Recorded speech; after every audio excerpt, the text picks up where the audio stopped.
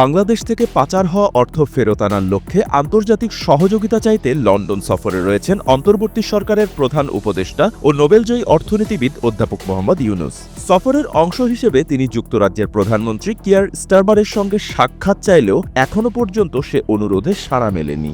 In total, we estimate, given to our white paper, $234 billion taken away from the country.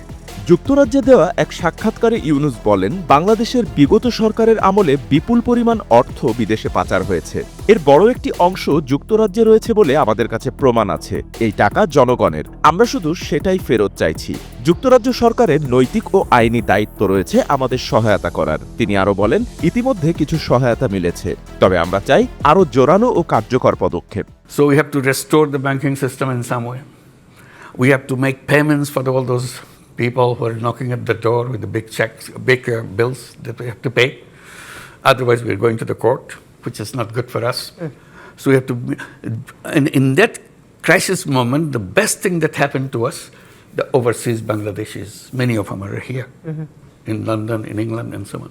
Walton আবারও millionaire অফারে Walton fridge কিনে আপনিও হয়ে যেতে পারেন মিলিয়নিয়ার। অধ্যাপক ইউনূসের সাক্ষাৎ অনুরোধের ব্যাপারে ব্রিটিশ প্রধানমন্ত্রী কিয়ার স্টারমারের দফতর থেকে জানানো হয়েছে, তাদের এখনও ইউনূসের সঙ্গে বৈঠকের কোনো পরিকল্পনা নেই। এ বিষয়ে তারা আর কোনো মন্তব্য করতে রাজি হননি। এ বিষয়ে প্রধান উপদেষ্টার প্রেস সচিব সাংবাদিকদের বলেন, আমরা প্রধান উপদেষ্টার সঙ্গে কিয়ার স্টারমারের একটি চূড়ান্ত বৈঠক করতে চেষ্টা করছি। আমাদের তথ্য অনুযায়ী প্রধানমন্ত্রী স্টারমার বর্তমানে কানাডায় রয়েছেন। এক ব্রিটিশ এমপি আমাদেরকে এই তথ্য দিয়েছেন। প্রেস সচিবের এই বক্তব্যে সমালোচনার মুখে পড়েছেন তিনি। সোশ্যাল মিডিয়ায় অনেকেই বলেন এ দাবি সম্পূর্ণ অসত্য।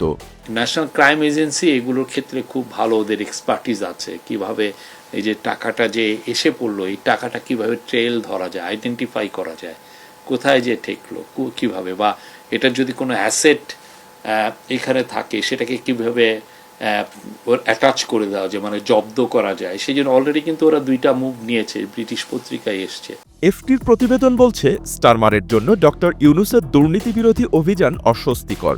বাংলাদেশে শেখ হাসিনা ও আওয়ামী লীগের আর্থিক লেনদেন তদন্তের ফলে বেশ কয়েকবার যুক্তরাজ্যে কিয়ার স্টারমারের দল লেবার পার্টির উপর নেতিবাচক প্রভাব পড়ার হুমকি তৈরি হয়েছে। দুর্নীতির অভিযোগে চলতি বছরের জানুয়ারিতে যুক্তরাজ্যের তৎকালীন দুর্নীতি বিরোধী মন্ত্রীর পদ থেকে ইস্তফা দিতে বাধ্য হন স্টারমারের ঘনিষ্ঠ মিত্র টিউলিপ সিদ্দিক। এসব অভিযোগের মধ্যে ছিল, টিউলিপ আওয়ামী লীগ ঘনিষ্ঠ ব্যক্তিদের কাছ থেকে আর্থিক ও সম্পত্তিগত সহায়তা পেয়েছেন, কারণ শেখ হাসিনা তার খালা। এদিকে যুক্তরাজ্যে বাংলাদেশের সাবেক ভূমিমন্ত্রী সাইফুজ্জামান চৌধুরীর সব সম্পত্তি জব্দ করেছে দেশটির জাতীয় অপরাধ সংস্থা। এনসিআর জব্দ করার ফলে এখন সাইফুজ্জামান চৌধুরী এসব সম্পদ বিক্রি কিংবা হস্তান্তর করতে পারবেন না।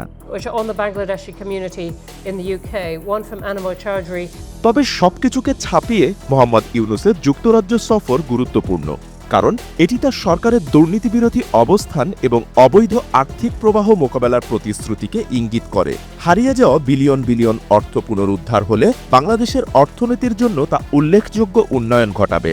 এতে নতুন নেতৃত্বের প্রতি জনগণের আস্থাও বাড়বে। বাপ্পি খান, এসএ টিভি ডিজিটাল।